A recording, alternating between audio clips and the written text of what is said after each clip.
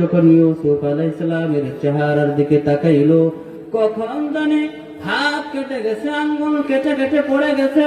ইউসুফ আলাইহিস সালামের সৌন্দর্যের প্রতি পাগল হয়ে এমন ভাবে তাকিয়েছে, এক তাকানোতে হাত কেটে গেছে, আঙ্গুল কেটে গেছে, রক্ত বেয়ে বেয়ে পড়ছে, কারো কোনো খবর নাই।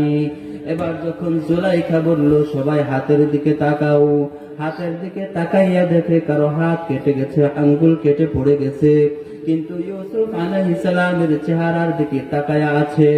এবার সকলে বলতে লাগলো, ওয়াকুলনা হাশা লিল্লাহি মা হাদা বাশারা ইন হাদা ইল্লা মালাকুন কারীম।